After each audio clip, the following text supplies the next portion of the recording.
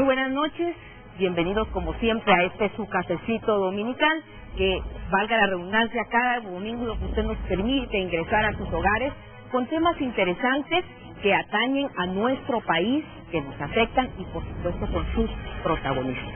Hoy tenemos a nuestro invitado especial, el señor alcalde de la ciudad, el señor Álvaro Arzú, con quien vamos a platicar diversos temas, desde política hasta, podríamos decir, algunos temas incluso personales, podría ser, y que nos comente realmente cuál es la labor que está realizando o que tiene que realizar en este tiempo que le queda, muy puntualmente, y vamos a analizar también algunos temas internacionales si el tiempo nos lo da. Así que bienvenido al Cafecito Dominical. Gracias, señor Arzú, por estar con nosotros en este set. No, muchas gracias por atreverse a entrevistarme, porque así en vivo no hay muchas personas que se atrevan, así es que le agradezco mucho. No, gracias. Y domingo, me imagino que hemos interrumpido tal vez alguna actividad familiar. No, para nada, ya a estas horas ya se acabaron las actividades de descanso y bueno, pues hay que pensar en el trabajo del día siguiente. Así es. Señor Arzú, hemos finalizado ya una semana después de la Semana Mayor, y nosotros esperábamos, todas las guatemaltecas y guatemaltecos, que los diferentes políticos, funcionarios y por supuesto también la población les sirviese esta semana no solo de descanso, sino que de reflexión sobre lo que tenemos que hacer en nuestro país, lo que nos falta hacer por nuestro país.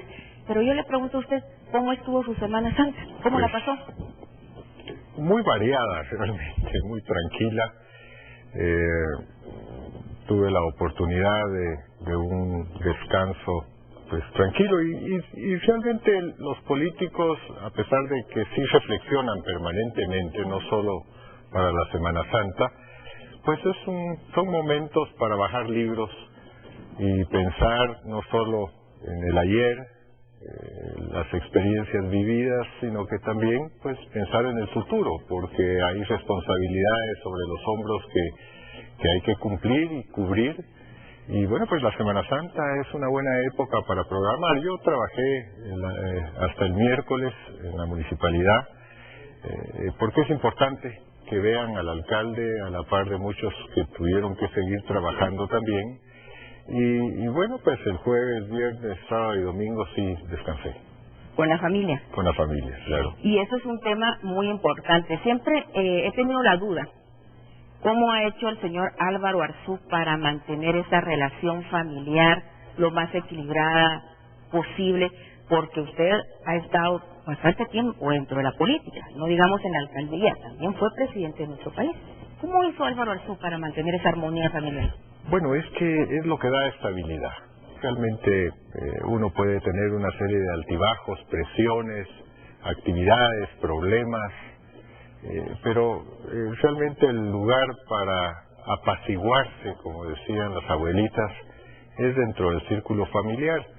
Y bueno, yo creo que es un lugar donde se busca una especie como de refugio, donde uno pueda sentarse con los hijos, con los nietos y sobre todo con la esposa, a cavilar sobre cuestiones que no van necesariamente alrededor del trabajo, pero que le permite a uno el poderse involucrar en los problemas que tienen cada uno de ellos, que aunque sean nietos pequeños, su problema es de una gran dimensión, y entonces hay que atenderlos. Y los nietos, pues que son realmente mi pasión. Si hubiera sabido lo que era ser abuelo, hubiera tenido nietos antes que hijos. Bueno, yo creo que todos los abuelos consienten mucho a los nietos, tienen la oportunidad, porque con los hijos se tiene otro tipo de responsabilidades. Señora, estoy hablando ya de otros temas un poquito más escabrosos, podríamos decir. Usted mencionó algo muy importante, el equilibrio que da la familia precisamente en el trabajo. Sin embargo, en esta oportunidad, en las pasadas elecciones, ya la familia pasó a formar parte de la participación política con usted. Sí, siempre les ha gustado. Eso es una herencia que se trae de los abuelos, bisabuelos, tatarabuelos, porque es una línea de participación política que toda la familia ha tenido siempre, de siempre. Y entonces, pues uno no puede forzar a los hijos a esquivar ese anhelo de participación política, pero sobre todo de servicio público, que eso es lo importante, porque la participación política, si no va acompañada del servicio público, pues es árida. La verdad, porque es la conquista del poder por el poder, que no tiene mucho sentido. La participación política, la actividad política, el sacrificio político, porque lo tiene, si no está acompañado del anhelo de realizar una función pública de servicio, pues la verdad es que es incoherente. Y entonces lo que tienen estos hijos míos y algunos nietos ya es ese deseo de servir, de trascender sirviendo a la comunidad, y desde donde sea, ¿verdad? No, ellos no tienen pues una aspiración determinada dentro de su juventud, quizás en el futuro la tengan, pero ellos lo que quieren es servir, y eso es importante. ¿Quiere decir que podríamos pensar que la familia Arzú va a seguir siempre en el ruedo de la política? ¿Cuál podría ser el futuro del señor Arzú dentro de la política? ¿Qué podemos esperar? Bueno, ¿de mí? Sí. Bueno, yo ya estoy en el atardecer de la vida, como dicen, pero todavía Dios me ha dado un poco de cuerda para poder concluir trabajos, actividades y obras que tenemos en mente y que indudablemente van a servir para un grueso sector poblacional que no la está pasando tan bien como la estamos pasando muchos o algunos. Hay un grueso sector poblacional que obviamente pues piden de todo a cambio de nada, pero que ellos quisieran que las autoridades pues volteen a ver hacia ellos. Y bueno, pues yo estoy todavía con una larga lista de requerimientos que quiero cumplir, que deseo cumplir, antes de retirarme tranquilamente a hacer solamente remembranzas de mi pasado. ¿Quiere decir que tenemos todavía para rato unionista? ¿Partido pues unionista? Yo espero que sí. Es un partido que se reúne con gente muy capacitada y francamente muy buena.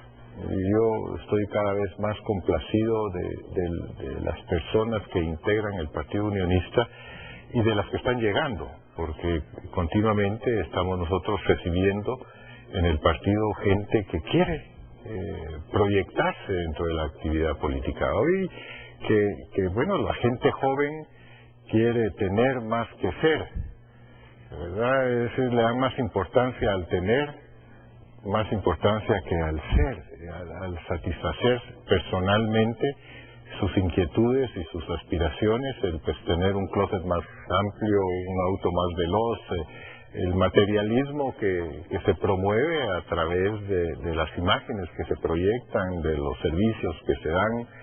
O sea que indudablemente la juventud se ha vuelto pues cada vez más materialista. Sin embargo, hay un cierto sector que ha metido un freno a esto y que desea participar políticamente y trabajar socialmente.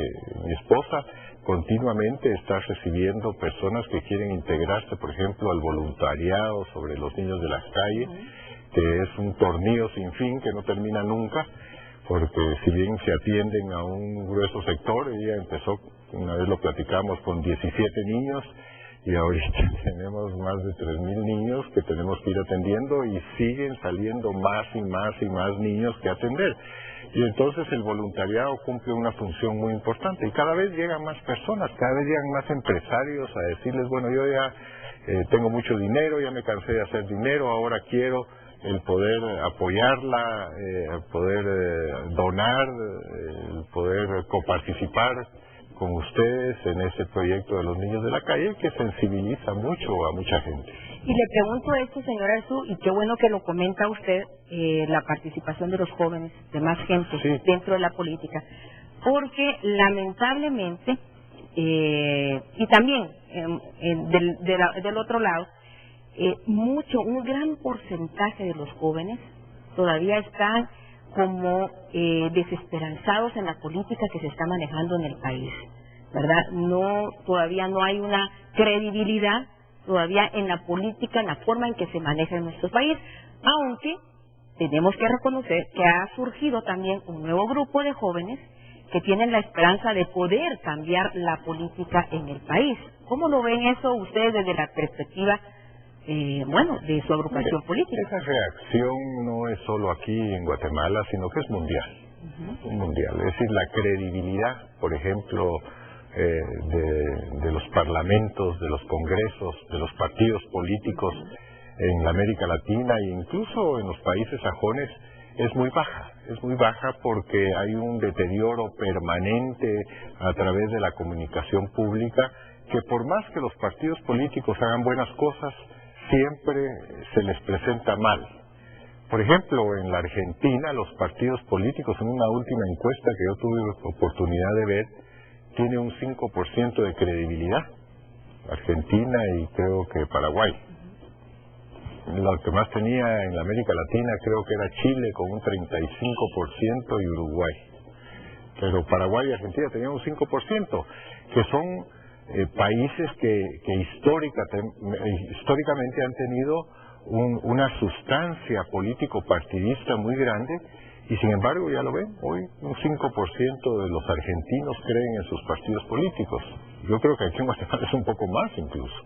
O sea, esa falta de credibilidad, a los jóvenes pues hay que hacerles ver que tampoco se pueden graduar de héroes demasiado pronto, precisamente el llegar a tener una cierta sintonía política positiva y constructiva, pues es algo que toma un tiempo y un trabajo. Alguien decía que la juventud es una enfermedad que se cura con el tiempo. Y efectivamente, ahorita vemos muchos jóvenes que están en el Congreso de la República y que llegaron con grandes entusiasmos de cambiar, de modificar, de transformar, de hacer, de realizar. Y bueno, hasta ahora no se les ha visto mucho. ¿Por qué? Porque hay algo en la política que no se puede comprar en el súper, y es la experiencia. La experiencia.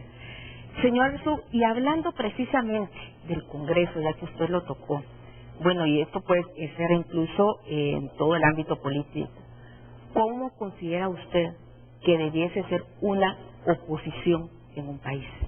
Bueno, una oposición tiene que ser constructiva, porque indudablemente la oposición lo que aspira es a accesar al poder. Y entonces la oposición muchas veces cree que mediante la crítica artera, la oposición sistemática, eso les va a dar un capital político electoral que van a poder usufructuar el día de las elecciones. Pero no es tan así. Nosotros lo vemos en el Consejo, donde bueno, pues hay concejales de oposición que se dedican simplemente a oponerse. Pero no hacen un planteamiento, no se involucran en el proyecto municipal, no trabajan, y que nosotros estaríamos dispuestos a darles participación para que lo hicieran, y todos quieren ser alcaldes, está bien, pero no se llega a cautivar electoralmente solamente oponiéndose a las cosas, sino que se necesita un trabajo positivo y constructivo que la gente reconozca a la hora de presentarse en una papeleta electoral, que la gente diga, bueno, este hizo tal o cual cosa, y eso me gusta. No solamente propone tal o cual cosa, porque proponer es fácil, ¿verdad? Es decir, en las campañas electorales, pues obviamente se proponen cuestiones idílicas, pero no, es decir, cuestiones reales, involucramiento de trabajo social, de trabajo de obras, en fin. Yo creo que no es solo oponiéndose, yo creo que ese es un error que se cae mucho, no solo aquí, sino que en todas partes del mundo. Usted ve ahora en las elecciones norteamericanas entre republicanos y demócratas, pues si está uno en el poder, el otro se opone a todo, y bueno, pues así está. Ese es el juego político en Europa, exactamente igual. Pero la gente 6 meses antes de la elección, la realidad es que quiere saber un poco más sobre los candidatos. No solo qué proponen, sino qué han hecho. ¿Cómo maneja usted la oposición, o cómo recomendaría, o cómo ha manejado usted la oposición? Pues nosotros estábamos en oposición, por ejemplo, en el Congreso de la República teníamos lo que se dio en llamar los 12 apóstoles. Estaba Luis Flores, Rodolfo Mendoza, Arabela Castro. Bueno, era una bancada de 12 muy buena. que se dedicó precisamente a hacer propuestas. Nosotros ahora tenemos un diputado al Congreso que se llama José Alejandro Arévalo, y todas las propuestas financieras casi pasan por él. Él es el que la hace. Lo que pasa es que él es una persona muy callada, muy reservada, pero todos los dictámenes positivos y constructivos de aspecto financiero pues llevan ciertas recomendaciones de él. Yo no diría todas, pero sí una buena parte de ellas. O sea, esa es la forma de trabajar en oposición. Claro, que muchas cosas ahí no se sabe quiénes fueron los que las propusieron o qué dictámenes se realizaron, pero él es una persona que trabaja a las 11, 12 de la noche, precisamente haciendo análisis de las leyes para que efectivamente la propuesta que salga de la Comisión de Finanzas tenga pies y cabeza. Sí. Nos vamos a ir a unos mensajes, nosotros nos vamos a probar un poquito de este cafecito de Cobán que nos enviaron, muchísimas gracias, y regresamos con más. Estamos con el señor alcalde Álvaro Arzú.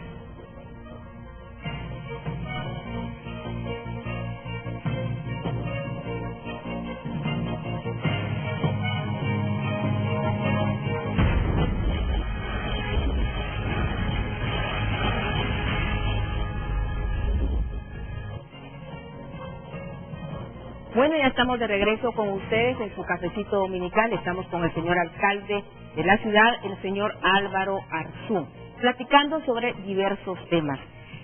Señor Arzú, parte importante de la democracia en un país, y en lo personal yo la aval, es el ejercicio del periodismo y de la prensa en general.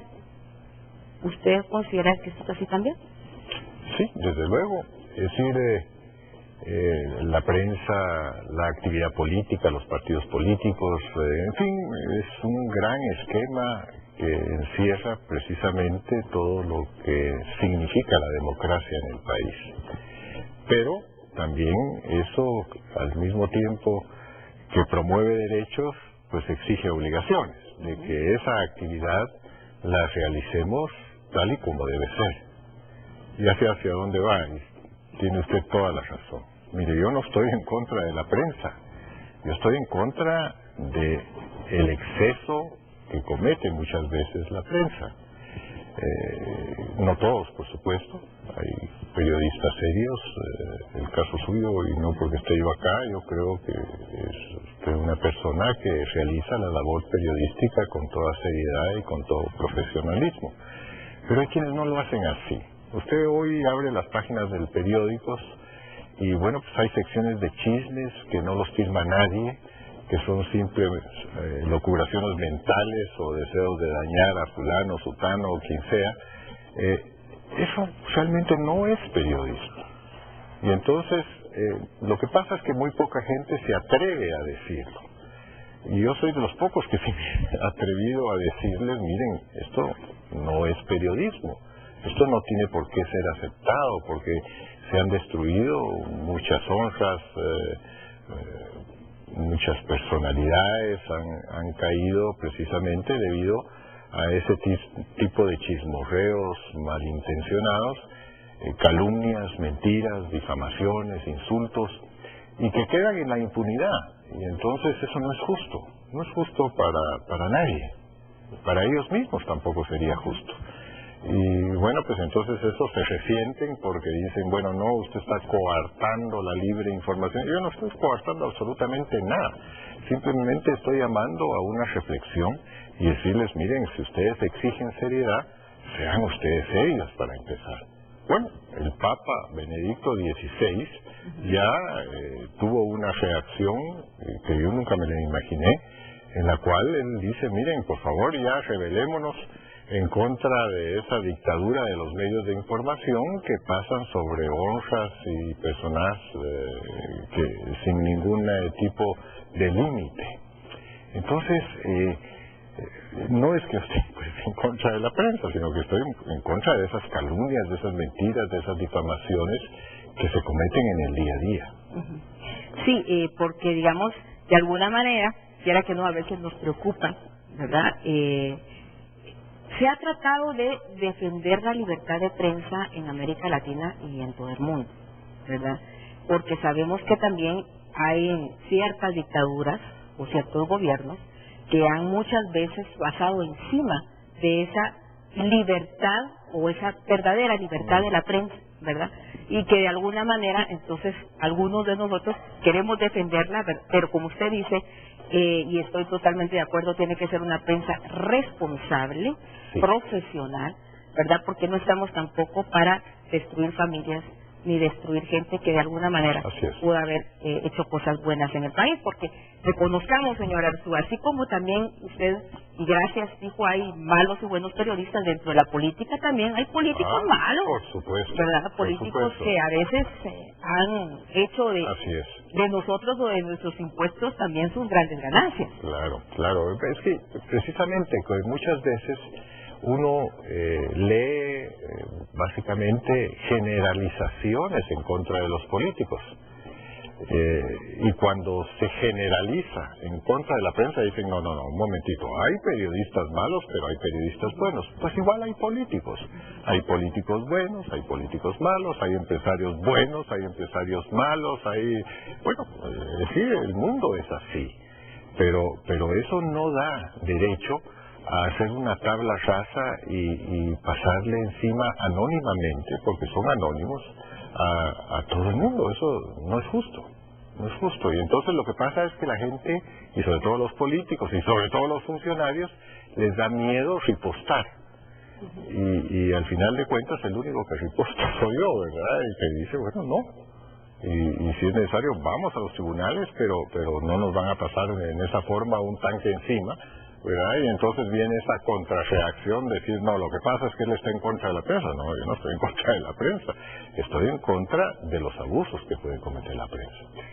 Señor Arzú, en este tiempo hablamos un poquito de lo que es la política, de la participación incluso de su familia dentro de la política. Si los unionistas siguen, ya usted nos dijo que sí, que está ingresando incluso gente nueva al partido, me imagino que están ya haciendo una reforma, ¿verdad?, dentro del mismo. En este tiempo que a usted le queda en la alcaldía, muy puntualmente, ¿qué es lo que a usted le falta hacer? Bueno, es que las necesidades de una ciudad como Guatemala, que ya es una gran ciudad, es una efervescencia permanente, ¿verdad? Cada vez hay más necesidad de transporte, más necesidad de agua potable, más necesidad de vías asfaltadas, es decir, eso es algo que no se detiene, ni aquí, ni en París, ni en Nueva York. O sea, las ciudades siempre mantienen un nivel de exigencia permanente del trabajo, del esfuerzo, de la dedicación, del espíritu de sacrificio de mucha gente. Pero bueno, la ciudad de Guatemala, obviamente tenemos que extender el Transmetro, tenemos que mejorar la fluidez del abastecimiento de agua, cosa que no es muy fácil, ¿verdad? Porque la gente todavía cree que el agua es un líquido que se puede utilizar sin ningún tipo de restricciones o limitaciones, y no, ya el agua es un bien escaso y muy escaso, no solo en Guatemala, sino que en todas partes del mundo. Yo hace 20 años veía camiones cisternas en Tokio llevando agua a las colonias, o en Nueva York, en fin. O sea, el agua es un bien escaso.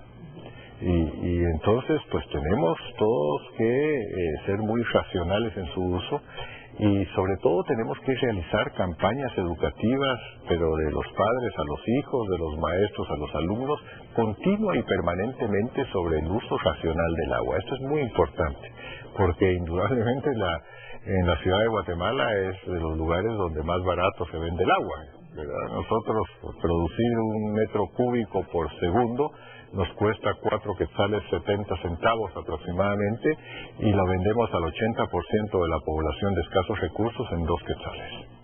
O sea, nosotros perdemos 2 quetzales. ¿Y cómo hacen para subsidiar eso entonces? Pues cobramos un poquito más a quienes tienen un nivel económico un poquito mayor, ¿verdad? Y con eso vamos tratando de buscar una compensación que usted diría, bueno, pero ¿cómo lo hacen? Pues no sabemos cómo lo hacemos, porque la empresa municipal de agua es eminentemente deficitaria. Pero está bien, porque no está creada para generar utilidades, sino que lo que necesitamos es que la gente tome conciencia de que si utilizan mal el líquido, están perjudicando al vecino el poder usarlo él. Ahora, usted habló de Transmetro, habló de ¿cómo se llama?, del agua, del tema del agua también. ¿Usted va a analizar, o de hecho ya lo está poniendo dentro de sus proyectos para estos años, el tema de la seguridad, como lo están haciendo algunas otras municipalidades, o realmente no les compete a ustedes, o cómo lo piensan hacer? Es que nosotros, obviamente, si vinieran y nos dijeran, bueno, aquí está la seguridad, ustedes háganse cargo, aquí está la Policía Nacional Civil, el Ejército, nosotros nos hacemos cargo, pero obviamente no nos compete, legalmente no podemos incidir en ese tema. Y por otra parte, nosotros no podemos exponer a nuestros agentes desarmados, que su única arma es un batón y un silbato, a delincuentes que, bueno, pues los van a masacrar. O sea, nosotros, ¿cómo colaboramos con la seguridad? Bueno, con las cámaras que tenemos, ya cerca de 86 cámaras en toda la ciudad de Guatemala, que monitorean 24 horas diarias lo que sucede, y con la iluminación pública, que realmente hemos hecho unas inversiones fuertísimas en iluminación, con lo cual la gente en los barrios ha retomado nuevamente sus calles y ya no se encierran a las 5 o 6 de la tarde, sino que al contrario ya salen a la calle, y esto hace a la delincuencia irse desplegando hacia otras áreas más confinadas. O sea, hasta ahí podemos llegar. Pero que nosotros nos metamos a perseguir delincuentes, pues no podemos hacer, la ley no nos lo permite, ¿verdad? Y además no están armados como para poderlo hacer. Por otro lado decían, bueno, pero involucre usted a los comités únicos del barrio. Entonces también sería una temeridad, porque habrían unas represalias tremendas en contra de ellos y sus familiares. O sea, yo no puedo poner en calidad de delatores a personas de los comités únicos de barrio, porque habría una riposta de los delincuentes en contra de ellos que sería terrible. O sea, yo no puedo actuar en esa forma porque sería irresponsable de mi parte. Y otro de los temas que siempre ha sido uno de los problemas que hemos tenido, y eso es en todas las ciudades, es el de la basura.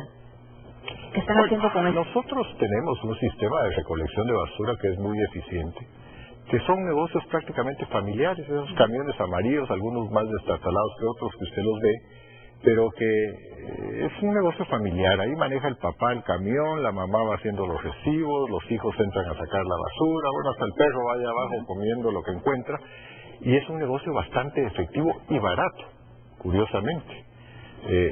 Nosotros hemos hecho monitoreos en otras ciudades del mundo y nosotros estamos muy por debajo, y es un servicio efectivo y eficiente. Y después que todo va pues a este relleno sanitario de la zona 3, nosotros manejamos 3.000 toneladas diarias de desechos sólidos, pero no solo de la ciudad, sino que la mitad viene de otros municipios y no pagan ni un solo centavo. Yo, claro, podría decirles, bueno, miren, ya vean dónde tiran su basura, pero no lo voy a hacer porque sería irresponsable de mi parte, y les dejo que tiren la basura acá en el relleno. Manejar el relleno para nosotros nos cuesta alrededor de 45 millones de quetzales anuales. ¿Algún proceso, no han pensado ustedes algún proyecto de reciclaje o plantas de tratamiento? Le hemos dado 1 millón de vueltas al tema, pero el grado de humedad de la basura en la ciudad de Guatemala es alrededor del 72%, y eso hace que no sea rentable ningún proceso.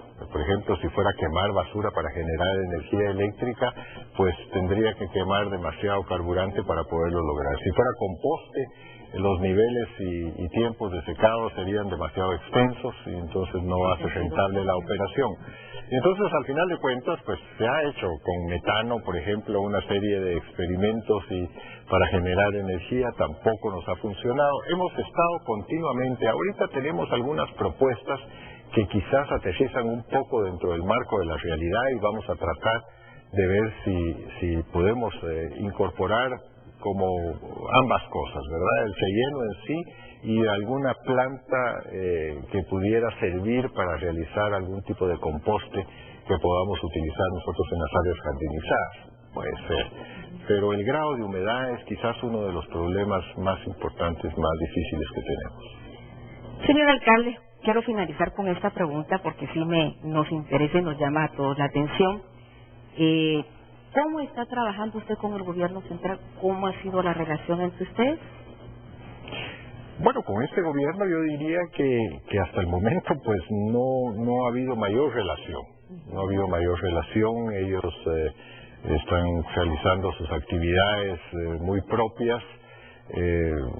Con nosotros no han tenido ningún contacto, ninguna comunicación. Estamos dispuestos a trabajar. ¿Y algún proyecto que usted tenga en mente para trabajar con ellos? Nosotros tenemos muchos proyectos, por ejemplo, la extensión del Transmetro, que sobrepasa muchas veces los límites de la ciudad capital y que va a ir a otros municipios, por ejemplo, Misco, por cierto, en el cual pues tendría que ser algún tipo de trabajo conjunto, de inversión conjunta.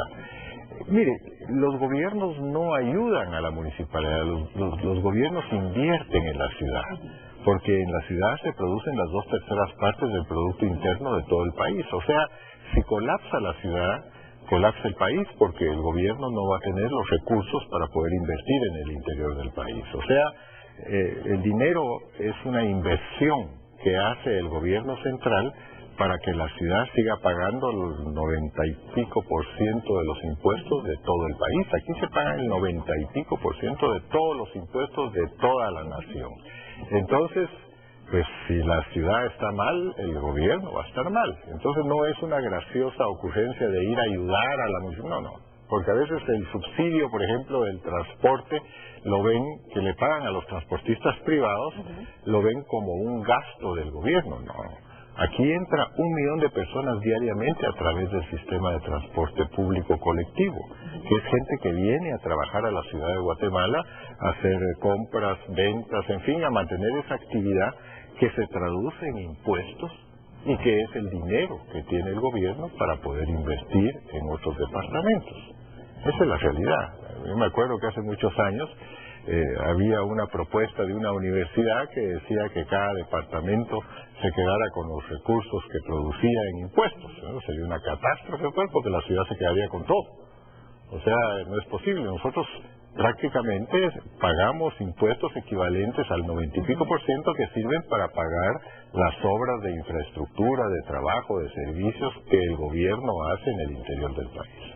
Lo que estaríamos en espera a ver qué proyectos puede trabajar en forma conjunta. Sí, pero estamos nosotros dispuestos a realizar cualquier tipo de trabajo. Bueno, señor alcalde, muchísimas gracias por haber estado en este cafecito. Hablamos un poquito de todo. Usted sabe que el tiempo de televisión es corto, pero tratamos de aprovecharlo aquí lo máximo para poder platicar. Muchísimas gracias. No, le agradezco que se haya atrevido a entrevistarme en vivo y a todo color, porque obviamente eso no es fácil para usted, yo lo sé. Pero le agradezco mucho la posibilidad de esta entrevista y siempre estaremos a la orden en cualquier momento. Gracias, señor alcalde. A ustedes, amigos, los espero el próximo domingo en otro cafecito dominical. Hoy probamos lo que era un delicioso café de Pobán. Muchísimas gracias a las personas que nos lo enviaron y los espero el próximo domingo.